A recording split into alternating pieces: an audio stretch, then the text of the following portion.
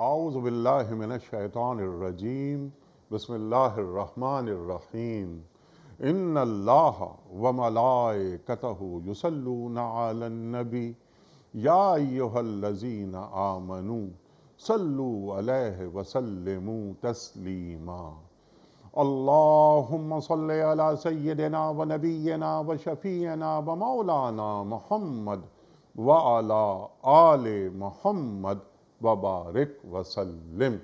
محترم خواتین و حضرات، السلام علیکم۔ پیام صبح کے ساتھ ایک بار پھر حاضر میں ہوں آپ کا میزبان انیق احمد۔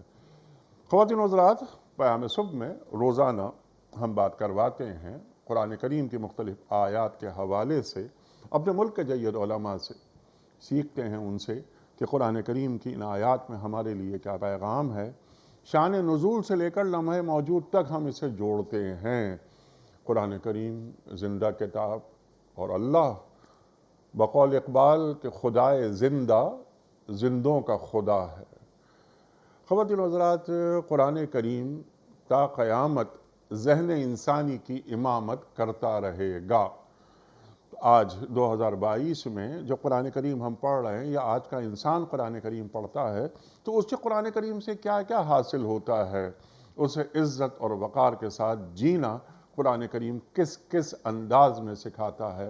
ہم اکثر ایک جملہ یہاں یہ عرض کرتے ہیں کہ اللہ اور اللہ کے رسول صلی اللہ علیہ وآلہ وسلم ہمیں کہاں دیکھنا چاہتے ہیں اور ہمیں کیسا دیکھنا چاہتے ہیں۔ قرآن ہمیں روشنی فراہم کرتا ہے۔ خواتین و حضرات، جمعہ اور ہفتہ 2 دن سوال و جواب کے لیے ہوتے ہیں۔ ان 2 دنوں میں ہم کیا کرتے ہیں کہ ہم آپ کے سوالات ایک مفتی صاحب کی خدمت میں پیش کرتے ہیں اور ان سے حاصل کرتے ہیں اپنے لیے قرآن و سنت کی روشنی میں رہنمائی۔ خواتین و حضرات، آج ہم سورہ منافقون کی آیات 10 اور 11 پر بات کروائیں گے۔ 10 اور 11 یہ سورہ منافقون کی آخری آیات ہیں۔ گفتگو چلتی ہوئی آ رہی ہے، رفتہ رفتہ آگے بڑھ رہی ہے۔ خواتین و حضرات، اللہ تعالیٰ کیا فرما رہا ہے ان آیات میں، اور روئے سخن کس کی طرف ہے، کس جانب ہے؟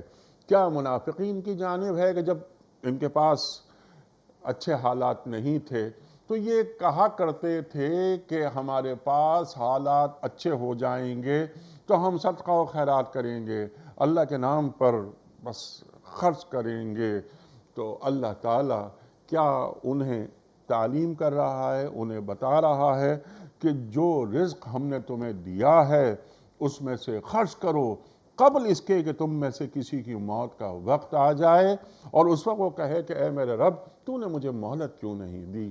تو مجھے مہلت دیتا تو میں خرچ کرتا اور صالحین میں میرا شمار ہوتا۔ اللہ اکبر، اللہ اکبر۔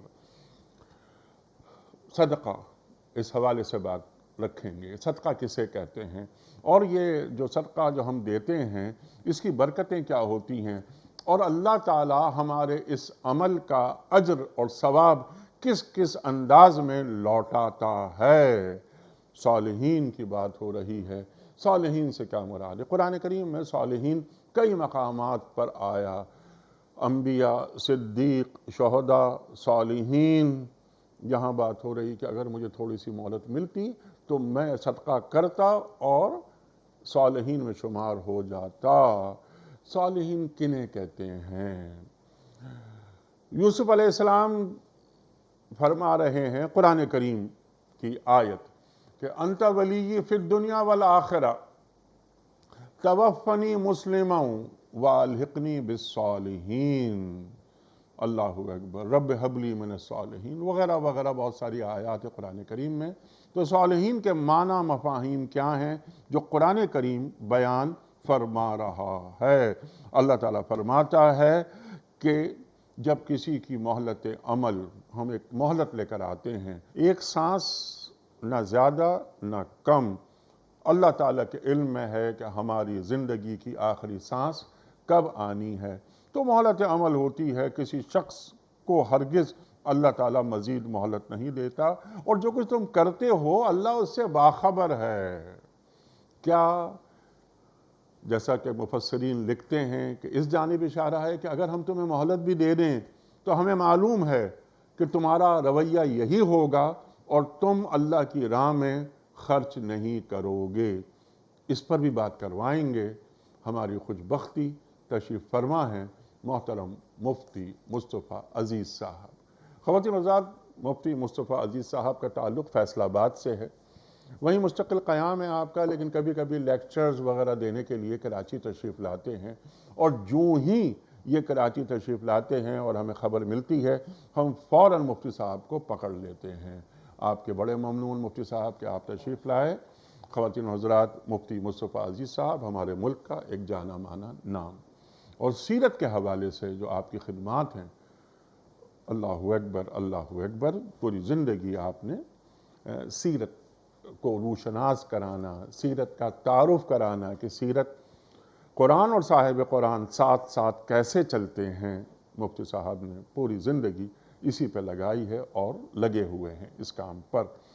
مفتی صاحب کو خوش آمدید کہتے ہوئے سورہ منافقون کی آیات 10 اور 11 کی تلاوت سے آج کے پروگرام کا آغاز کرتے ہیں۔ اعوذ باللہ من الشیطان الرجیم، بسم اللہ الرحمن الرحیم، وَأَنفِقُوا مِمَّا رَزَقْنَاكُم مِّن قَبْلِ أَن يَأْتِيَ أَحَدَكُمُ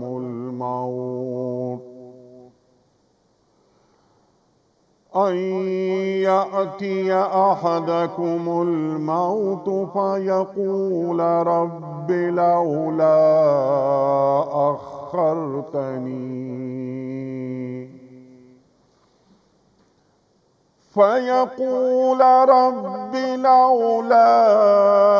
أخرتني إلى أجل قريب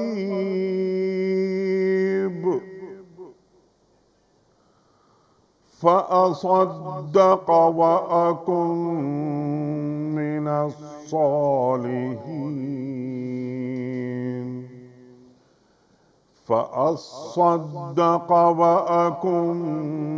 الصالحين وَلَن يُؤَخِّرَ اللَّهُ نَفْسًا إِذَا جَاءَ أَجَلُهَا وَاللَّهُ خَبِيرٌ بِمَا تَعْمَلُونَ۔ صدق اللہ العظیم۔ سورہ منافقون آیات 10 اور 11۔ جو رزق ہم نے تمہیں دیا ہے اس میں سے خرچ کرو قبل اس کے کہ تم میں سے کسی کی موت کا وقت آ جائے اور اس وقت وہ کہے کہ اے میرے رب، کیوں نہ تو نے مجھے تھوڑی سی مہلت اور دے دی کہ میں صدقہ دیتا اور صالح لوگوں میں شامل ہو جاتا۔ حالانکہ جب کسی کی مہلت عمل پوری ہونے کا وقت آ جاتا ہے تو اللہ کسی شخص کو ہرگز مزید مہلت نہیں دیتا، اور جو کچھ تم کرتے ہو اللہ اس سے باخبر ہے۔ صدق اللہ العظیم۔ خواتین و حضرات، اس سے پہلے کہ ہم رکھیں آج کے پروگرام کے حوالے سے پہلا سوال محترم مفتی مصطفیٰ عزیز صاحب کی خدمت میں، اس سے قبل کل کے پوچھے گئے سوال کا درست جواب اور آج کا سوال آپ کی خدمت میں۔ کل کا سوال ہمارا یہ تھا کہ ترتیب نزول کے حساب سے قرآن کریم کی پہلی سورت کون سی ہے؟ درست جواب سورہ علق۔ آج کا سوال نوٹ فرما لیجئے۔ غزوہ احد میں مسلمان لشکر کی تعداد کتنی تھی؟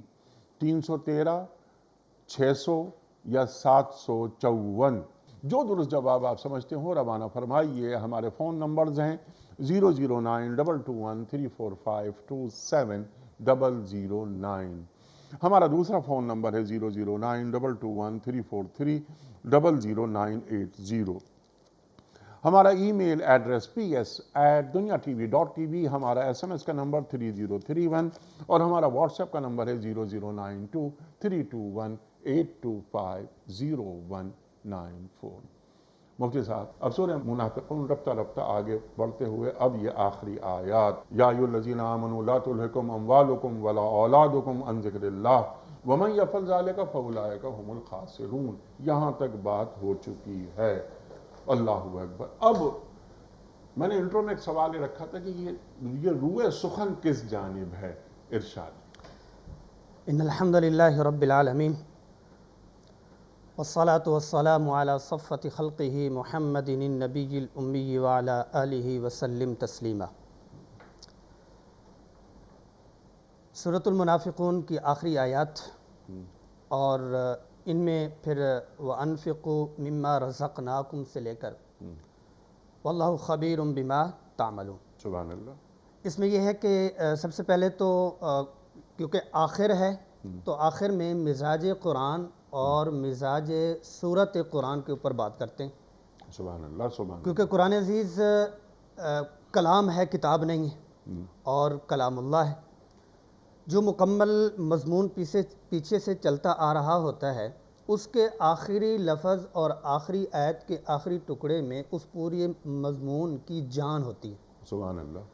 اچھا، پھر یہ ہے کہ قرآن عزیز اپنے مزاج کے مطابق جہاں وہ پیغام دیتا ہے، اپنا آرڈر دیتا ہے، اپنا حکم دیتا ہے، وہاں وہ اس آرڈر پہ درکار انرجی، آرڈر کے لیے جو اس کو ملنی ہوتی ہے طاقت، وہ بھی ساتھ میں مہیا کرتا ہے۔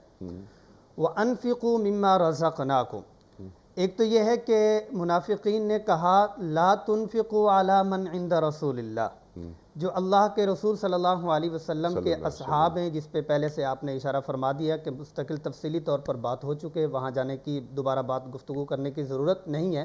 بہرحال جوڑنے کے لیے انہوں نے کہا تھا کہ خرچ نہ کرو، اللہ پاک فرما رہی ہیں وَأَنفِقُوا، اور خرچ کرو۔ اس میں ایک تو یہ پہلو ہے کہ جو انہیں اپنے مال پہ گھمنڈ ہے یا ان کو فراوانی ہم نے دی ہوئی ہے، تو مسلمانوں کو خطاب فرما کے فرما دیا گیا آپ اپنی ضروریات اور مسلمانوں کی مصلحت کی ضروریات کو اپنے اعتبار سے ہی خرچ کرو، ان کی طرف مت دیکھو، ایک بات۔ دوسری یہ ہے کہ وَأَنفِقُوا مِمَّا رَزَقْنَاكُمْ، جو ہم نے تمہیں رزق دیا اس میں سے تم خرچ کرو، اللہ کی راہ میں خرچ کرو۔ اس میں خرچ کرنے میں علماء نے لکھا ہے کہ تفصیل ہے، اس میں واجبات وہ بھی ساری کے ساری اس میں شامل ہیں، اور مسلمانوں کی جو ضرورت ہے وہ بھی شامل ہے، لیکن ساتھ میں اللہ جل جلالہ نے وہی مزاج قرآن کو دیکھتے ہوئے مما رزقناکم، ہم نے جو کچھ تمہیں رزق عطا فرمایا، ایک معنی تو ہوا یہ۔ دوسرا یہ ہے کہ من تبعیضیہ، عربی زبان میں تبعیض بعض کو سم کو کہتے ہیں، کچھ حصہ اس کا، یعنی یہ ہے کہ اللہ کے راستے میں مکمل کا تم سے مطالبہ نہیں ہے، کچھ تھوڑا سا حصہ اللہ کی راہ میں تم خرچ کرو۔ سبحان اللہ۔ اچھا، پھر یہ ہے کہ رزقناکم، ایک تو یہ ہے کہ ہم نے تمہیں رزق دیا، پھر رزق میں وسعت ہے، رزق میں وسعت ہے۔ کل ما ينتفع به فهو رزق، ہر وہ چیز جس سے فائدہ حاصل ہوتا ہے وہ رزق ہے۔ تو وَأَنفِقُوا مِمَّا رَزَقْنَاكُمْ، تم خرچ کرو جو کچھ ہم نے تمہیں دیا، وہ مال میں سے بھی ہو سکتا ہے، وہ علم میں سے بھی ہو سکتا ہے، وہ فن میں سے بھی ہو سکتا ہے، وہ صلاحیت میں سے بھی ہو سکتا ہے، وہ صاحب رائے اور حکمت عملی کی بنیاد پہ بھی ہو سکتا ہے۔ مما رزقناکم، اچھا اس وقت سے پہلے کہیں اس میں سستی نہ برتنا، کہیں اس میں سو نہ جانا، کہیں غافل نہ ہو جانا، جیسے لا تلہکم میں غفلت بھی وہ والی کہ اپنی خواہشات کی غفلت ہے، اور اپنی جو تلذذ اور مزہ اور لطف انجوائے کے جانب سے جو لطف لیا جاتا ہے اس میں نہ پڑ جانا۔ اس وقت سے پہلے من قبل ان یأتی احدکم الموت، کہ تم میں سے کسی ایک کے پاس موت آئے اور اس وقت تمہارے پاس وہ وقت ہی نہ ہو کہ تم کچھ خرچ کر سکو، تمہارے پاس وہ صلاحیت اور استعداد نہ ہو کہ تم کچھ اللہ کی راہ میں اپنا دے سکو۔ اس میں جیسے میں نے پہلے بات کی کہ من قبل ان یأتی احدکم الموت، موت سے پہلے، اور پھر اگلی آیت میں اجل کا لفظ فرمایا گیا، وہ موت کا دورانیہ، موت کی قربت کا وقت، موت کے قریب، موت کے جو آثار آنے لگتے ہیں اس سے پہلے۔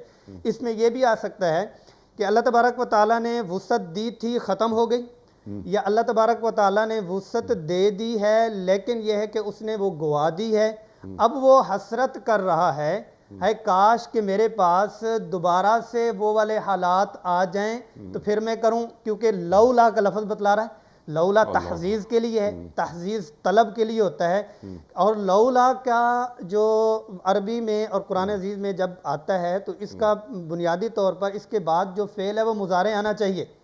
لولا اخرتنی ماضی کا آ گیا، مجھے آپ نے کیوں مہلت نہیں دی، طلب بھی کر رہا، تو یہ سے قرآن مجید میں ایک امر واقع کے لیے کوئی لفظ استعمال ہوتا ہے، عطا امر اللہ، آ چکا، پہنچ چکا، ہو چکا، تو لولا اخرتنی الی اجل قریب، کہ ان ایام میں جن میں میری فراوانی تھی، ان ایام میں جب میرا طوطی بولتا تھا، ان ایام میں جب میرے جسم میں طاقت اور انرجی بہت تھی، ان ایام میں جب میں کھیل کھیلتا تھا، جب میں ٹریولنگ کرتا تھا، جب میں چھلانگیں لگاتا تھا، جب میں اپنی استعداد اور صلاحیت کا سکہ منواتا تھا، اس وقت آپ نے مجھے توفیق مجھے کاش کے مل جاتی اور میں کیا کرتا، فَأَصَّدَّقَ، کہ میں صدقہ، اور صدقہ میں پھر وہی آتی جیسے رزق میں وسعت ہے، رزق کی تمام جہات، تمام نواحی،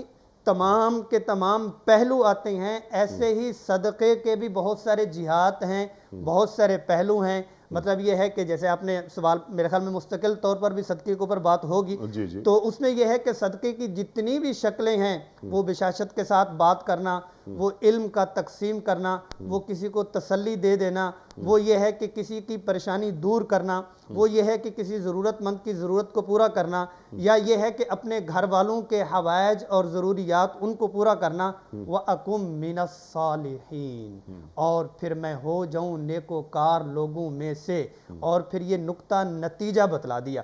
اس میں یہ ہے کہ یہ نہیں بتایا کہ میں صدقہ کرنے والوں میں سے ہو جاؤں، اور جیسے پیچھے جو اسی مضمون کے ساتھ لا تلہیکم اموالکم ولا اولادکم عن ذکر اللہ، ذکر اللہ میں فرائض جو بدنیہ ہیں اور جو نماز ہے اس کی طرف اشارہ، اور اس میں مال کی طرف اشارہ، تو اس میں یہ بھی ذکر نہیں ہے کہ وَأَكُمْ مِنَ الذَّاكِرِينَ وَأَكُمْ مِنَ الصَّادِقِينَ وَأَكُمْ مِنَ الْمُصَلِّينَ، کہ میں نمازیوں میں سے ہو جاؤں اور ان میں سے ہو جاؤں۔ نتیجہ بتلا دیا کہ جتنے بھی اعمال کیے جاتے ہیں اور عملی طور پر اس کو اپنے اندر انسٹال کیا جاتا ہے اور زندگی کا حصہ بنایا جاتا ہے اور زندگی کا اس کو زیور بنایا جاتا ہے، اس سے اپنے آپ کو خوبصورت کیا جاتا ہے، اس کا نتیجہ کیا ہے کہ من الصالحین، میں صالحین میں سے ہو جاؤں۔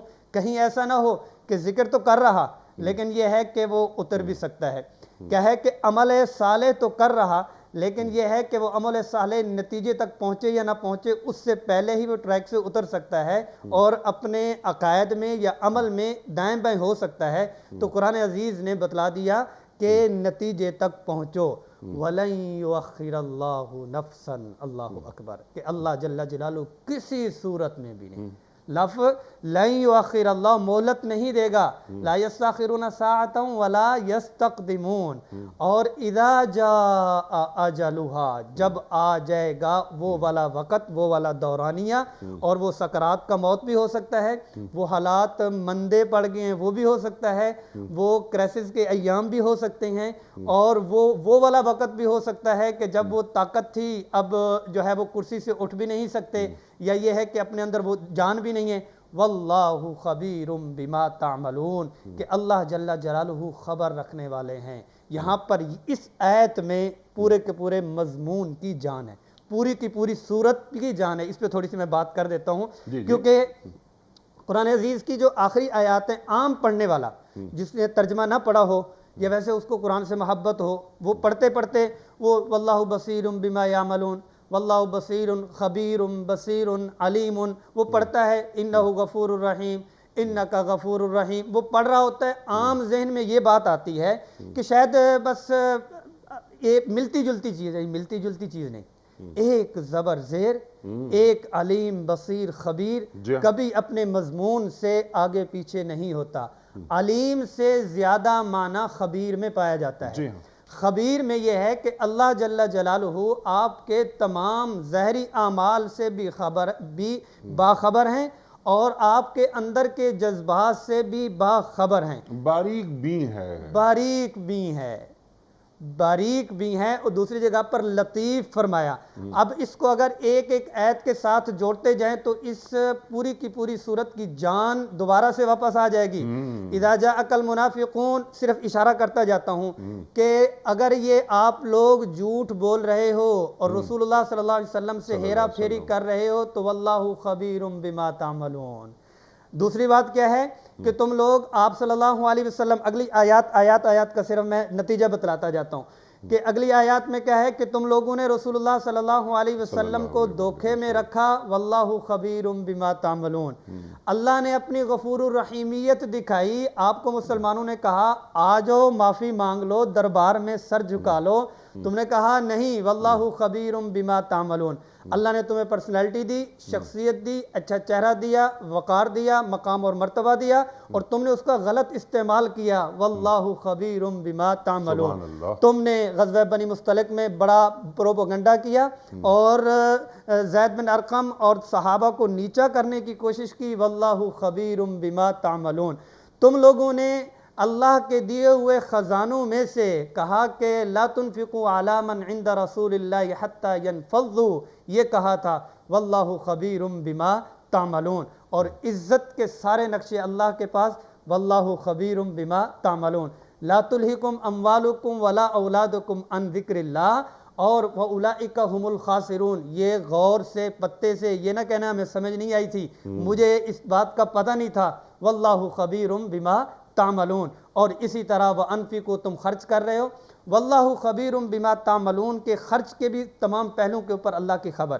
ایک یہ ہے کہ تم نے کتنا بچا کے رکھا، واللہ خبیر بما تعملون۔ ایک یہ ہے کہ تم خرچ کرنا چاہتے تھے یا اپنی زبانوں سے ویسے ہی لوگوں کو تم نے منافقت سے کہا تھا، واللہ خبیر بما تعملون۔ تم خرچ کر کے اس دنیا سے آخرت میں چلے جاؤ گے، تم بھی بھول جاؤ گے، تمہاری فیملی بھی بھول جائے گی، تمہارا خاندان بھی بھول جائے گا، مگر واللہ خبیر بما تعملون۔ سبحان اللہ، سبحان اللہ، سبحان اللہ، سبحان اللہ۔ اللہ علیم ہے، اللہ خبیر ہے، اللہ دلوں کا حال بھی جانتا ہے، واللہ خبیر بما تعملون۔ سبحان اللہ۔ پوری صورت سے آپ نے اسے جوڑ دیا، قدم قدم پر، مطلب آیت کا یہی ٹکڑا جی کافی ہے ہمارے لیے۔ جی ہم کسی بھی حال میں ہوں لیکن اللہ تعالیٰ ہمارے اعمال کو اور ہماری نیتوں کو بھی دیکھ رہا ہے، وہ علیم بذات الصدور ہے۔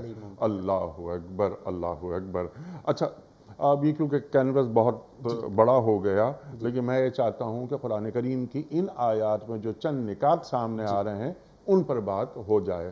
رزقناکم پہ آپ نے بات کر لی، رزق ہم ہی نے دیا ہے تمہیں، جو ہم مانگ رہے ہیں تھوڑا سا، جو رزق ہم نے تمہیں دے دیا ہے، بالکل واضح کر دی آپ نے یہ بات۔ پھر رزق کی مختلف اقسام، مختلف قسمیں، وہ بھی آپ نے بیان کر دی، لیکن محسوس یہ ہوتا ہے کہ یہاں پر بات ہو رہی ہے، جو فوکس کیا جا رہا ہے وہ مالی صدقے کو دیا جا رہا ہے۔ اچھا، اب یہ کہ منافقین کا رویہ کیا ہوتا تھا، واللہ خبیر بما تعملون، اللہ اکبر۔ ہمارے حالات ابھی خراب ہیں، ہم ذرا مالی طور پر بڑے بدحال ہیں۔ جو ہی ہمارے حالات اللہ نے اچھے کر دیے تو ہم کیا کریں گے، ہم صدقہ خیرات کریں گے۔ اور آپ نے جو صدقات نافلہ، صدقات واجبہ کا بھی ایک ذکر کیا تھا، میں چاہ رہا ہوں اس پر بھی آپ بات فرمائیں۔ میرا سمپل سوال ہے، پھر رفتہ رفتہ ہم آگے بڑھائیں گے بات کو۔ اور سرکار دو عالم صلی اللہ علیہ وآلہ وسلم کا ایک قول میں چاہتا ہوں اسے بھی رکھا جائے، اس پر بھی بات کی جائے۔ آپ فرما رہے ہیں صلی اللہ علیہ وآلہ وسلم کہ بہترین صدقہ وہ ہے جو تندرستی کی حالت میں کیا جائے۔ اللہ اکبر، اللہ اکبر۔ یہ نہیں کہ آخری سانسیں چل رہی ہوں، آدمی بستر مرگ پر ہو اور اس وقت وہ صدقہ کرے۔ جیسے میں نے مالی صدقے کی بات کی، اس پہ صحابہ کے اقوال بھی سامنے آ رہے ہیں۔ عبداللہ بن عباس بات فرماتے ہیں بالکل وضاحت سے کہ یہ حج اور زکوٰۃ کے تعلق سے ہے۔ ارشاد جی، فَأَصَّدَّقَ، صدقے پہ بات، اس میں یہ ہے کہ اللہ تبارک و تعالیٰ نے جو آیت کا روح سخن ہے اسی پر ہی آپ نے آپ صلی اللہ علیہ وسلم کی حدیث بھی سنا ہی دی کہ تندرستی کی حالت میں صدقہ کرنا۔ اللہ حافظ۔ مالیات، کیونکہ عبادات کی جتنی بھی پہلو ہیں، کچھ کا تعلق جسم کے ساتھ، کچھ کا تعلق مال کے ساتھ، کچھ کا تعلق جسم اور مال دونوں کے ساتھ، اور یہاں پر جو واجبات ہیں وہ تو ظاہر ہے کہ سب سے پہلے ہوتے ہیں، اور جو فرائض ہیں وہ سب سے پہلے ہوتے ہیں۔ اور صدقہ میں آپ صلی اللہ علیہ وسلم کے اصحاب کی کیفیت تو یہ تھی کہ وہ سب سے بہترین مال اللہ کے رسول صلی اللہ علیہ وسلم کے پاس لے کے آتے ہیں، کیونکہ لن تنالوا البر حتی تنفقوا مما تحبون، سب سے بہترین دل کی پسندیدہ چیز اللہ کی راہ میں تم خرچ کرو، وہ خرچ کرتے تھے۔ اور منافقین کا رویہ کیا تھا کہ ٹال مٹول کا تھا کہ ہم کر لیں گے، اور کیا ہے کہ ہم جیسے آج کل کے دور میں بھی اس کو جوڑ سکتے ہیں، مطلب یہ ہے کہ میری اگر نوکری ہو گئی تو پہلی سیلری میں اللہ کی راہ میں دے دوں گا، اچھا میری جاب ہوگی تو اس کا اتنا حصہ میں اللہ کی راہ میں دے دوں گا۔ جذبات تو ہوتے ہیں بہترین، لیکن یہ ہے کہ جب مل جاتا ہے تو ایک تو پیچھے ہٹ جاتے ہیں، ایک یہ ہے کہ انہیں پتہ ہے کہ نہ ہی مجھے یہ سبب ملنا ہے اور نہ ہی میں نے اللہ کی راہ میں خرچ کرنا ہے۔ افضل صدقات، آپ صلی اللہ علیہ وسلم نے مختلف مواقع پر مختلف کیفیت کو دیکھ کر ترغیب بھی دلائی۔ ایک تو یہ ہے کہ افضل صدقات کہ سب سے بہترین صدقہ صحت کی حالت میں اللہ کی راہ میں دینا، اور سب سے بہترین صدقہ صحت مند صدقہ دینا، سبحان اللہ، کہ صدقہ بھی صحت مند ہو اور خود بھی وہ صحت مند ہو، ایک بات۔ اور دوسرا یہ ہے کہ افضل صدقات اپنے گھر والوں پر بھی خرچ کرنا، افضل صدقات اپنے جو رعایا ہے ان کو بھی خرچ کرنا، اور افضل صدقات ان لوگوں کے اوپر خرچ کرنا جو لا یسألون الناس الحافا، لوگوں سے پروفیشنل طریقے سے لپٹ کر اور لوگوں کو صدقے کی راہیں دکھا کر وہ نہیں لیتے، بلکہ اپنے آپ کو وہ چھپانے والے ہیں، ان لوگوں کو بھی صدقہ دینا اور ان لوگوں کی بھی ہیلپ اور ضروریات کو پورا کرنا، یہ بھی صدقہ میں ہی آتا ہے۔ اور پھر اس کے اوپر فضائل ہیں، اور اس کے اوپر قرآن مجید سے اگر دیکھیں، مثل الذین ينفقون اموالهم فی سبیل اللہ کمثل حبۃ انبتت سبع سنابل فی کل سنبلۃ مئۃ حبۃ واللہ یضاعف لمن یشاء، کہ ایک روپیہ یا ایک صدقے کی کوئی جز کسی شکل میں بھی آپ دیتے ہیں، جبکہ یہاں پر مال مراد ہے، تو ایک روپیہ یا ایک سکہ یا ایک ڈالر، ایک درہم، ایک دینار، آپ جس بھی کنٹری میں، تو اس میں کیا ہے کہ ایک کے بدلے میں 7، 7 کے بدلے میں 700، پھر واللہ یضاعف، مضاعف اور ڈبل کرنا، اور اس کا ڈبل کی اللہ جل جلالہ نے تحدید نہیں فرمائی، باؤنڈری نہیں فرمائی، حد بندی نہیں فرمائی کہ اس سے آگے نہیں ہوگا، اس سے پہلے پہلے ہوگا۔ واللہ یضاعف لمن یشاء، کہ صدقہ دیتے وقت جو کیفیت تھی اس کیفیت کی طاقت اس صدقہ میں ہوگی کہ صحت مند صدقہ یہ دیا جا رہا، اور اس کو واللہ یضاعف لمن یشاء، اس کو بڑھا دیں گے، اور اس کی برکات کیا ملیں گی؟ اس صدقے کی برکات اپنی زندگی میں واپس اللہ جل جلالہ لوٹا دیتے ہیں، کیونکہ اللہ جل جلالہ کو اور اللہ کے پیارے رسول صلی اللہ علیہ وسلم کو ان چیزوں کی ضرورت نہیں ہے۔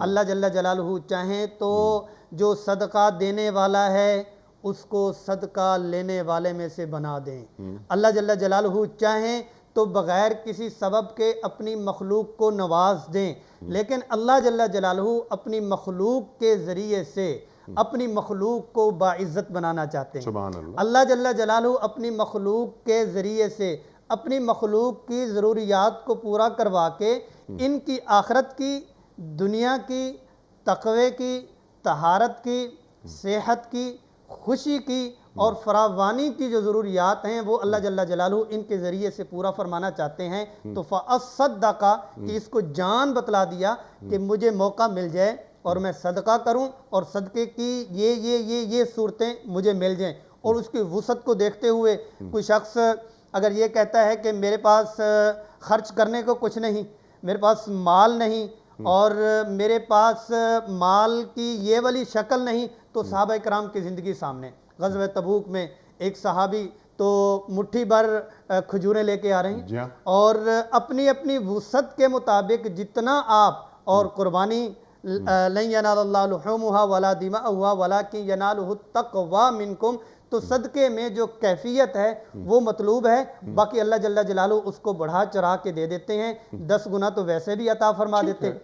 سبحان اللہ۔ تو اللہ تعالیٰ کوئی ناپ تول کا نظام نہیں ہے اللہ تعالیٰ کے پاس کہ 7 گنا 70 گنا 700 گنا، ایسا نہیں ہے۔ اللہ تعالیٰ تو یضاعف، اللہ ہوا، اس کی رحمت، اس کا فضل وہ لامحدود ہے، اس کو کوانٹیفائی نہیں کیا جا سکتا۔ بالکل واضح ہو گئی یہ بات۔ اللہ اکبر۔ مفتی صاحب، اس سے پہلے کہ میں آپ کی خدمت میں سوال رکھوں، آپ نے کچھ گفتگو تو فرمائی ہے کہ صدقہ دینے کے آداب کیا ہوتے ہیں، اس میں ایک سوال میں اور ملا دوں گا کہ صدقہ دینے کی شرائط کیا ہیں۔ جو صدقہ میں دے رہا ہوں وہ رزق حلال ہو، رزق حرام نہ ہو۔ اللہ اکبر۔ اور رزق حرام سے میں نے صدقہ دے دیا اور اپنے آپ کو مطمئن کر لیا، کیا اللہ تعالیٰ جو کہ طیب ہے وہ ایک ناپاک چیز قبول کر سکتا ہے؟ یقیناً نہیں کر سکتا۔ اس پر آپ بات فرمائیے۔ لیکن میں نے ایک سوال رکھا تھا بیچ میں، مالی صدقہ، پھر صدقات نافلہ اور صدقات واجبہ۔ میں نے ایک سوال میں یہ بھی عرض کرنے کی کوشش کی تھی زکوٰۃ اور حج کے حوالے سے۔ زکوٰۃ تو دینی ہی دینی ہے نا، یہ تو واجب ہے، یہ صدقات واجبہ میں ہے نا۔ اللہ اکبر۔ ان صدقات للفقراء والمساکین وغیرہ وغیرہ، یہ سورہ توبہ کی آیت نمبر 60 ہے شاید، اس میں اللہ تعالیٰ بیان فرما رہا ہے۔ اب میرا سوال یہ ہے کہ کیا یہ منافقین جب زکوٰۃ دینے کا وقت آتا تھا تو ڈنڈی مارتے تھے، نکلنے کی کوشش کرتے تھے؟ نمبر 2، جب حج کا وقت ہوتا، من استطاع الیہ سبیلا، اللہ تعالیٰ فرما رہا ہے، قرآن کریم میں فرما رہا ہے استطاعت ہو تو ضرور حج کرو۔ یہ نہیں کرتے تھے، یہ نہیں جاتے تھے۔ وہ مالی عبادت بھی ہے اور بدنی عبادت بھی ہے۔ ذرا اس کو جوڑ بھی دیجئے گا آج کے حالات سے کہ آج بہت سارے لوگ استطاعت رکھنے کے باوجود یہ مالی صدقہ اور بدنی صدقہ، یعنی حج جو کہ واجب ہو چکا ہے، استطاعت ہے، پھر بھی نہیں جا رہے۔ ان کے تعلق سے اللہ کے رسول صلی اللہ علیہ وآلہ وسلم کا ارشاد کیا ہے؟ نمبر 2، ایک شخص مالی استطاعت رکھتا ہے، اس کا ارادہ بھی ہے کہ وہ حج کرنے جائے، لیکن اسی دوران میں اس کا انتقال ہو جاتا ہے، تو اس کے تعلق سے دین کیا فرماتا ہے؟ ارشاد۔ زکوٰۃ کے حوالے سے یہ ہے کہ والذین یکنزون الذہب والفضة ولا ينفقون فی سبیل اللہ فبشرہم بعذاب علیم یوم یحمى علیہا فی نار جہنم فتکوی بہا جباہہم وجنوبہم وظہورہم ھذا ما کنزتم لانفسکم فذوقوا ما کنتم تکنزون۔ کہ تم لوگوں نے جمع کیا اس چیز کو۔ اچھا، یہ تینوں پوائنٹ جو آپ نے اپنے سارے سامعین کے لیے رکھے ہیں، تینوں ہی بڑی اہمیت کے حامل ہیں۔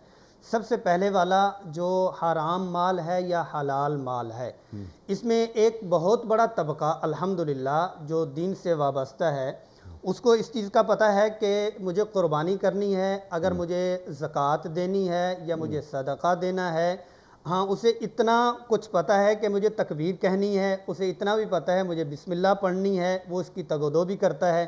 اچھا، حج پہ جانے سے پہلے یا یہ ہے کہ زکوٰۃ کی ادائیگی سے پہلے کچھ اس کو یہ ہوتا ہے کہ مجھے 2.5% نکالنا ہے، حج کے آداب کیا ہیں، لیکن ان تمام چیزوں کی جو جڑ ہے، جو بنیاد ہے، جو اساس ہے، وہ حلال کمائی ہے۔ اس میں یہ ہے کہ 5% عبادات پہ تو آ چکے ہیں، لیکن 100 میں سے 1% بھی اپنے مالیات کو پاکیزہ بنانے کی کوشش جستجو بھی کرتے ہیں یا نہیں کرتے، تو اللہ جل جلالہ جس شکل میں بھی حرام کی آمیزش اس میں ہوئی ہو اور حرام کے کسی طریقے سے اس نے کمایا ہوا ہو، تو ایسے صدقے کو قبول نہیں فرماتے۔ صدقہ تو دور کی بات ہے، صدقہ تو ایک دوسری بات ہے کہ اس کے مال ہی مکمل مقبول نہیں ہے، تو اس میں سے اس کا صدقہ کیسے مقبول ہوگا؟ ایسے شخص کی عبادات بھی قبول نہیں ہے جس کا کمایا ہوا درست نہ ہو۔ انا یستجاب لہ، اس کی دعا کیسے قبول ہو؟ مأکلہ حرام، ملبسہ حرام، مشربہ حرام، کھانا حرام، پینا حرام، پہننا حرام۔ انا یستجاب لہ، اس کی دعا کیسے قبول ہوگی؟ تو ایسا صدقہ قابل قبول نہیں ہوتا۔ اور وہ کہاں کھڑا ہو کے دعا مانگ رہا ہے؟ وہ عرفات میں کھڑا ہو کے، حج میں، شب قدر میں، اس کی انا یستجاب لہ، تو اس کی دعا قبول نہیں ہوگی۔ اللہ اکبر۔ پھر کیا ہے کہ وہ زکوٰۃ کی ادائیگی میں، کہ وہ ڈنڈی مارتے ہیں اور پہلے وہ کہتے ہیں کہ اللہ ہمیں دے دیں تو ہم اللہ کے راستے میں خرچ کریں گے، ہمارے لیے دعا کر دیجئے کہ ہم فارم سینٹر بنانے لگے ہیں، وہاں سے آپ کو دیا کریں گے۔ پھر عبادات بھی چلی گئیں، پھر کیا ہے کہ مسجد میں آنا بھی کم ہوا، پھر کیا ہے کہ پھر مالیات اتنی زیادہ فراوانی، کیا ہے کہ جانور بڑھ گئے، فیکٹریاں، کارخانے، اس وقت کا سارا کچھ بڑھ گیا، تو زکوٰۃ دینے کے اوپر انہوں نے کہہ دیا کہ یہ تو ٹیکس ہے، ہم دینے کو نہیں ہے۔ اللہ پاک نے کیا فرمایا؟ یوم یحما علیہا، یہ مال سارا تمہیں یہ استری کی طرح تپا کر تمہارے چہروں پر، تمہاری گردنوں پر اور تمہارے پہلوں پر دے دیا جائے گا۔ دوسری حدیث میں آتا ہے کہ سانپ کی شکل میں گلے میں مال ڈال دیا جائے گا۔ یہ سارا وہ والا مال ہے جس میں صدقات واجبہ، زکوٰۃ کی ادائیگی نہیں ہوگی، تو پھر اس کے اوپر یہ والی وعید بھی ہے۔ تیسرا پہلو آ جاتا ہے حج کا، کہ جیسے بات ہوئی ہے کہ عبادات کا تعلق، کچھ کا تعلق صرف عن ذکر اللہ، جہاں پر زکوٰۃ اس کا تعلق ہے نماز کے ساتھ، اور زکوٰۃ کے ساتھ مکمل مال کا تعلق، اور پھر حج کے ساتھ جس میں جسم بھی ہے اور مال بھی ہے۔ من استطاع الیہ سبیلا، جس کو اللہ نے وسعت عطا فرمائی، اور وہ کئی سالوں سے ہر سال کئی ممالک میں ٹورز کرتے ہیں، پوری فیملی کو لے کے جاتے ہیں، اپنے ملازمین کو وہ کرواتے ہیں، لیکن یہ ہے کہ جو حج اس کے اوپر فرض ہے وہ حج نہیں کرتے، اور اللہ کی طرف سے جو ان کے اوپر فریضہ ہے وہ اس کو ادا نہیں کرتے، تو پھر کیا ہے کہ جیسے واجب اور فرض کے اوپر برکات ہیں، ایسے ہی واجب اور فرض کے اوپر پکڑ بھی اتنی زیادہ ہے، جس میں ناراضگی کی طرف اللہ جل جلالہ نے اشارہ فرمایا کہ یہ پھر اس کا اور ہمارا کوئی آپس میں تعلق ہی نہیں ہے۔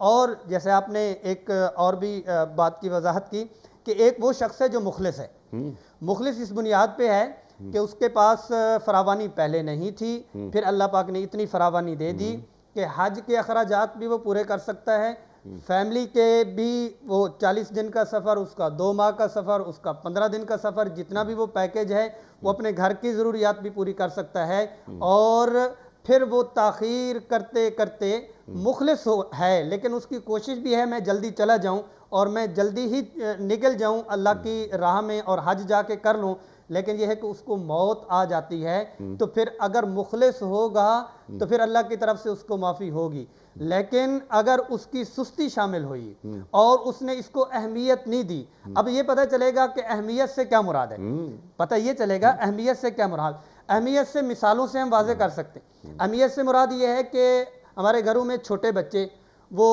2 کلاس کے ہیں یا 5th کلاس کے ہیں یا اوپر کی کلاسز کے ہیں، بھی چھوٹا بچہ ہے، چھوٹی بچی ہے، نماز میں کیوں اٹھانا، لیکن اسکول کے ٹائم کے لیے سارے ہی ماشاءاللہ تیار، اور پوری کی پوری گھر کی مشینری جاگ رہی ہوتی ہے اور ان کو بھیج رہی ہوتی ہے۔ اب پتہ چل جاتا ہے کہ فجر کی نماز کی اہمیت ہے یا اسکول کی اہمیت ہے۔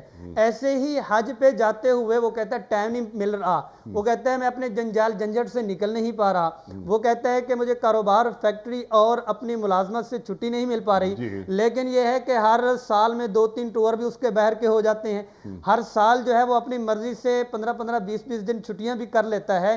تو اہمیت کو دیکھا جائے گا کہ فرسٹ میں، اول میں اگر وہ حج کو رکھتا ہے تو ٹھیک ہے، ورنہ نہیں رکھتا تو پھر اللہ کی طرف سے کیا ہے، فَتَرَبَّصُوا حَتَّى يَأْتِيَ اللَّهُ بِأَمْرِهِ، تو پھر کوئی ایسا گردش آئے گی، ایسی بھور میں پھنس جائیں گے کہ اپنی زبان حال سے بولیں گے کاش کہ میں کر لیتا۔ پھر اسی آیت میں ہی کہ وَلَن يُؤَخِّرَ اللَّهُ نَفْسًا فَأَكُن مِّنَ الصَّالِحِينَ، ہے کاش کہ مجھے موقع ملتا، میں ایک حج کر کے اپنے وہ والے گناہ صغیرہ سارے کے سارے معاف کروا لیتا، میں ایک حج کر لیتا اور اپنے اوپر جو فریضہ تھا اس کا بوجھ بھی اتار لیتا، اور اللہ کا جو حکم تھا اس کو بھی اپنے سینے سے لگا لیتا۔ فَأَكُن مِّنَ الصَّالِحِينَ، ہے کاش کہ مجھے موقع مل جاتا اور میں بھی حاجیوں میں سے اور اللہ والوں میں سے بن جاتا۔ سبحان اللہ، سبحان اللہ، سبحان اللہ، سبحان اللہ۔ بہت سارے سوالات، لیکن درمیان میں جو آپ نے باتیں فرمائیں اس کو ذرا سا اور ذرا کھول دیتے ہیں۔ آپ نے بات فرمائی کہ نماز کا وقت ہے لیکن اولاد کو نہیں اٹھایا جا رہا کیونکہ ترجیحات میں نماز شامل نہیں ہے. نعوذ باللہ نعوذ باللہ نعوذ باللہ. لیکن بچے کو اسکول جانا ہے، جس اسکول میں ایڈمیشن بڑی مشکل سے ملا ہے، سفارشیں لگا کر ملا ہے، تو بچے کو بھجوایا جا رہا ہے اسکول. فزکس کا ٹیوٹر گھر میں آتا ہے، کیمسٹری کا ٹیوٹر گھر میں آتا ہے، میتھ پڑھانے والا گھر میں آتا ہے. اس کی جو اہمیت ہے، کیا قاری قرآن کی اہمیت ہے کہ قاری صاحب بچوں کو قرآن پڑھانے کے لیے آ رہے ہیں؟ کیا دونوں کی اہمیت برابر ہے؟ میں تو پیمنٹ کی بات بھی نہیں کر رہا کہ قاری قرآن ایک مولوی صاحب آ رہے ہیں. پہلی بات تو یہ کہ آپ کو خود پڑھانا چاہیے، اپنے بچوں کو قرآن کریم دین سے قریب کرنا چاہیے تاکہ پھر آپ دعا مانگتے ہوئے بھی اچھے لگیں. یعنی ہم دعا مانگتے ہوئے بھی اچھے لگیں کہ ربنا ہب لنا من ازواجنا و ذریاتنا قرۃ اعین واجعلنا للمتقین اماما. تو کیا ہم یہ کر رہے ہیں؟ ہم نہیں کر رہے. ترجیحات میں کہاں ہے قرآن؟ اللہ اکبر. علم کو یعنی قرآنی علم کو نسلوں میں کیسے منتقل کیا جاتا ہے؟ یہ شاعر ہے نا.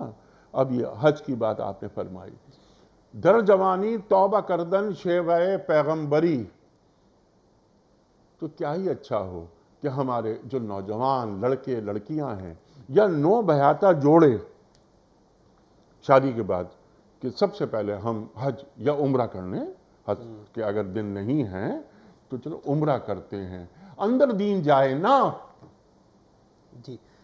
جی وہی اہمیت کی بات آ جاتی ہے کہ جب قرآن عزیز کلام اللہ کی اہمیت ہے، اس کے متعلقات اور اس کے لوازمات، اس سے جڑی ہوئی جتنی چیزیں ہیں ان تمام کی اہمیت بھی ہے، اس کو وہ والا معیار بھی دیا جا رہا.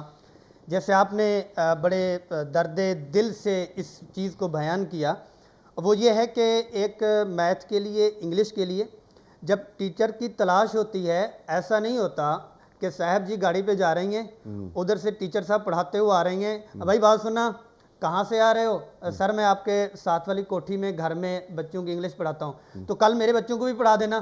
ایسا کبھی نہیں ہوتا، بلکہ اس پہ ریسرچ کی جاتی ہے، بلکہ اس کے لیے ایک دو ٹیچرز اور پروفیسر سے ان کی ملاقات کروائی جاتی ہے، اس کا پس منظر دیکھا جاتا ہے کہ بھائی ہم کہیں ایسا نہ ہو کہ بچے کا کوئی ایک دن یا ایک لیکچر دو پہ نہ لگا لیں. انگلش اور میتھ اور فزکس اور باقی جتنے بھی مضامین ہیں ان کے لیے ایک ماہر تلاش کرتے ہیں. ایک بات تو ہوئی یہ. اچھا دوسری بات یہ ہے قرآن کے لیے، ایک تو یہ ہے کہ قاری صاحب کو اہمیت دینا، ایک یہ ہے کہ جیسے ہم نے اپنے دوسرے مضامین کے لیے اس کی مہارت والے بندے کو تلاش کیا تھا، بچے کو پڑھانے کے لیے بھی اسی مہارت کا پی ایچ ڈی اسکالر یا یہ ہے کہ مفتی درجے کا بندہ یا یہ ہے کہ قرآن عزیز کا بالکل ماہر وہ پڑھا رہا ہے، یا ایسے ہی چوکیدار کو کہہ دیا بھی دیکھنا کوئی قاری صاحب کوئی مولوی صاحب یہاں چلتے پھرتے بچوں کو پڑھاتے ہوں تو ان کو کہنا ہے کہ ہمارے بچوں کو بھی تھوڑی سی نشانی لگا کے چلے جائیں. اور پھر یہ ہے کہ ان کو جہاں پہ وہ اپنی ڈرائنگ روم میں جہاں پہ بیٹھتے ہیں، بچے ہیں، ماما ہیں اور فادر ہیں، ڈیڈی سارے ہی، سر آپ کو کچھ چاہیے، آپ کو کھانا وانا چاہیے، اور قاری صاحب کو کیا ہے کہ وہ گراج میں، اور کیا ہے کہ اپنے جو دوسرے ٹیوٹر ہیں ان کو کیا ہے پہلے سے میسج ہوگا اور ان کو پہلے سے اطلاع دی جائے گی، اور جو قاری صاحب ہیں اور عالم صاحب ہیں یا یہ ہے کہ جو انہوں نے قرآن کے لیے بلائے ہیں ان کو بیل دینے پہ اندر سے انٹرکام سے پتہ چلتا ہے کہ آج بچوں کی چھٹی ہے. پھر دوسرے دن وہ آتے ہیں آج بچوں کی چھٹی ہے. تو پھر کیا ہے کہ بنیادی طور پر اگر ہم اس کو اہمیت نہیں دیں گے تو پھر کس منہ سے، جو آپ نے بڑے درد دل سے بات کی کہ ربنا حب لنا من ازواجنا و ذریاتنا قرۃ اعین، ہم کس بنیاد سے کہہ رہے ہیں؟ وجعلنا للمتقین اماما، ہم کس بنیاد پہ کہہ رہے ہیں؟ اول تو بنیادی طور پر یہ ہے، میں اس پہ بھی بات کرتا ہوں کہ عمرے پہ جانا چاہیے اور اس کو تھوڑی سی تکمیل میں دے دوں.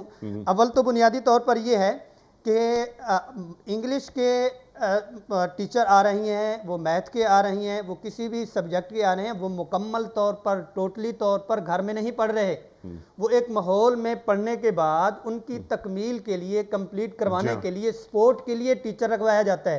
جبکہ قرآن کے لیے تو مستقل طور پر نہ ہم مسجد میں بھیجتے ہیں، نہ ہم کسی انسٹیٹیوٹ میں بیٹھتے ہیں، نہ اسلامک اکیڈمی میں بھیجتے ہیں، نہ اس کو وہ والا ماحول دیتے ہیں، نہ والدین قرآن پڑھا رہے ہیں بچوں نہ کو، خود پڑھا رہے ہیں. اسی لیے کہ والدین خود لا علم ہیں. وہ اہلیت نہیں ہے ان میں کہ وہ قرآن کریم کی تعلیم، وہ کم از کم ناظرہ کہتے ہیں یار ناظرہ پڑھوا دیں برکت کے لیے کہ چلو یار بچے کم از کم قرآن کریم پڑھے ہوئے تو ہوں نا، لیکن یعنی یہ قرآن کریم ہماری ترجیحات میں یعنی کس مقام پر ہے؟ گر تمی خواہی مسلمہ زیستن نیس ممکن جز بقرآن زیستن. اقبال فرما رہے ہیں نا کہ اے مسلمان، اگر تو مسلمان کی حیثیت سے زندہ رہنا چاہتا ہے تو یہ ممکن ہی نہیں کہ قرآن کو چھوڑ کر تو زندہ رہ جائے. تو قرآن کریم کی کتنی اہمیت ہے، لیکن بس لفظوں میں، بلکہ ہم کہتے ہیں کہ یہ صرف یہ لفظوں کی جگالی کہ ہاں جناب والا بالکل کہ باعث تکریم ہے، باعث ثواب ہے اس کا پڑھنا، لیکن حرز جاں کیسے بنتا ہے قرآن کریم، اس کے لیے ایک طویل سلسلہ ہوتا ہے. لیکن وقت کا مکمل ہو رہا ہے پروگرام کا، ایک بہت اہم نکتہ میں چاہتا ہوں کہ اس پر آپ بات فرمائیں، وہ یہ کہ موت کا وقت قریب آ گیا، اے اللہ مجھے مہلت دے دیتا تو میں کیا کرتا، صدقہ کرتا اور صدقہ کر کے صالحین میں شمار ہو جاتا میرا. تو پہلی بات تو یہ کہ کیا صدقہ کرنے سے، صدقہ کتنا بڑا عمل ہے کہ بندے کو صالحین میں شمار کروا دیتا ہے. صالحین کسے کہتے ہیں؟ صالحین کی تعریف کیا ہے؟ انبیاء، صدیق، شہداء، صالحین. قرآن کریم فرماتا ہے نا انبیاء کا مقام تو بہت بلند ہے، صالحین کا سب سے آخر میں نیچے آ رہا ہے نا، جیسا کہ قرآن فرما رہا ہے. تو انت ولی فی الدنیا والآخرہ توفنی مسلما والحقنی بالصالحین، یوسف علیہ السلام فرما رہے ہیں. تو وہاں بھی صالحین کی بات ہو رہی ہے، یہاں بھی صالحین کی بات ہو رہی ہے. دونوں میں کیا ربط ہے؟ جی، اس میں یہ ہے کہ صالحین اعمال کا نتیجہ ہے.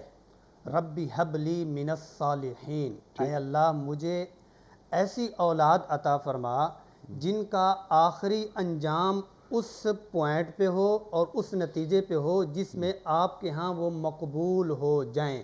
اور والنبیین والشہداء والصادقین والشہداء والصالحین وحسن اولئک رفیقا، وہاں پر بھی صالحین کا لفظ آیا. اور من عمل صالحا، اور سورۃ فرقان میں بھی ہے، 19ویں پارے میں بھی ہے، عمل عملا صالحا بھی ہے، اور صالحین کا لفظ بھی بارہا پہنچا ہے. تو اس میں یہ ہے کہ آخری نتیجہ اس میں بتلایا جا رہا. انبیاء علیہ السلام اپنی اولاد کے لیے، زکریا علیہ السلام ربی حب لی من الصالحین، اے اللہ مجھے صالحین اولاد عطا فرما. مطلب یہ ہے کہ اعمال پہ چلتے چلتے اور وہ اپنے اعمال کرتے کرتے کہیں ایسا نہ ہو کہ آخری انجام ان کا کوئی ایسا ہو جس کی وجہ سے اللہ کے ہاں وہ مقبول نہ ہوں. یوں سمجھ لیں، اس کا دو چار لفظوں میں اگر اس کا نتیجہ اور نچوڑ دینا چاہیں، صالحین وہ جماعت ہیں جن کے اعمال اللہ کے ہاں مقبول ہیں. صالحین کی وہ جماعت ہے جن کے صدقات اللہ کے ہاں مقبول ہیں. صالحین وہ لوگ ہیں جن کے سارے اعمال اللہ کے ہاں مقبول ہیں. رب حب لی من الصالحین، اے اللہ مجھے صالحین اولاد، صلاح والی اولاد دے. وَأَكُمْ مِنَ الصَّالِحِينَ، اور کیا ہے کہ یوسف علیہ السلام نے جو یہ دعا مانگی، اور اس دعا میں جیسے ہم نے سورۃ منافقین کے ایک ایک درجے کو اس کے ساتھ جوڑ لیا، تو پوری کی پوری سورۃ یوسف کو کہ وَجَعَلْنِي مِنَ الصَّالِحِينَ کے ساتھ ہم جوڑ سکتے ہیں کہ یوسف علیہ السلام کے کارنامے بڑے ہی بہترین اعلیٰ، ملکی کارنامے بھی ہیں، انفرادی کارنامے بھی ہیں، اور خاندانی کارنامے بھی ہیں، اور اپنے دل کے اوپر پتھر رکھ کے اپنے جذبات کو کچلنے کے کارنامے بھی ہیں. لیکن ان تمام کارناموں کی مقبولیت اور اللہ کے ہاں بندگی اور اللہ کے ہاں صالحین، وَجَعَلْنِي مِنَ الصَّالِحِينَ، مجھے ان تمام چیزوں کا ملے یا نہ ملے لیکن یہ والا درجہ ملے. جیسے سورۃ فجر کے آخر میں ہے کہ یا ایتھا النفس المطمئنہ ارجعی الی ربک راضیۃ مرضیہ فادخلی فی عبادی. مطلب ہے کہ جنت سے بڑا درجہ عبادی، میرے بندوں میں داخل ہو جانا، یہ جنت سے بڑا اعزاز ہے.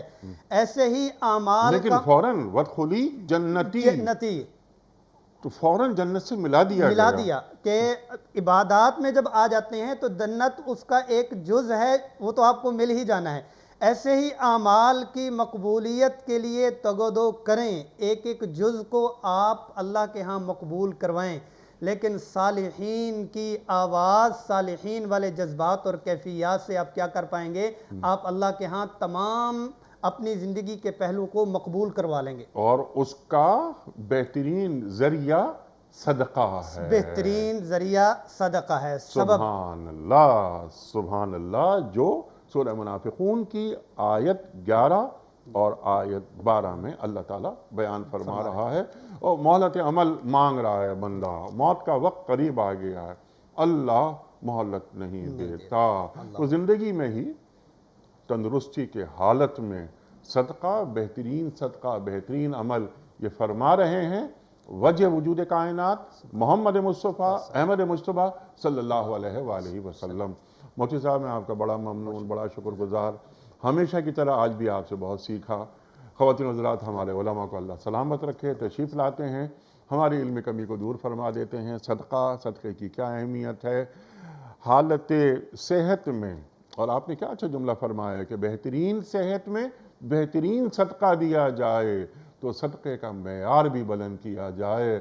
مفتی صاحب پرانے کپڑے دے دیے، پرانے جوتے دے دیے وغیرہ وغیرہ نا، لن تنالوا البر حتی تنفقوا مما تحبون، بہترین چیز جو پسند ہے مجھے وہ میں اللہ کی راہ میں دوں۔ مفتی صاحب کا ایک بار پھر شکر گزار۔ خواتین و حضرات، کوئز کل کا سوال ہمارا یہ تھا کہ ترتیب نزول کے حساب سے قرآن کریم کی پہلی سورت کون سی ہے؟ درست جواب سورہ علق۔ آج کا سوال نوٹ فرما لیجئے۔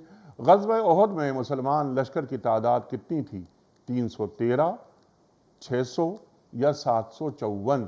جو درست جواب آپ سمجھتے ہوں روانہ فرمائیے۔ ہمارے فون نمبرز ہیں 0092213452709۔ ہمارا دوسرا فون نمبر ہے 009221343000980۔ ہمارا ای میل ایڈریس ps@duniatv.tv، ہمارا SMS کا نمبر 3031، اور ہمارا واٹس ایپ کا نمبر ہے 009232182509194۔ وقت قرآن دازی کا۔ محترم مفتی صاحب ایک پرچی نکالیں گے، اعلان فرمائیں گے آج کے ونر کے نام کا۔ اعلان فرمائیں گے آپ۔ آج کے ونر ہیں ریاض شاہد، ریاض شاہد۔ کہاں سے؟ راولپنڈی سے۔ راولپنڈی سے ریاض شاہد صاحب راولپنڈی سے آپ کی خدمت میں دنیا ٹی وی کی جانب سے دینی کتب پر مشتمل گفٹ ہیمپر آپ کے گھر بذریعہ کوریئر روانہ کیا جا رہا ہے۔ آپ کو بہت بہت مبارک ہو۔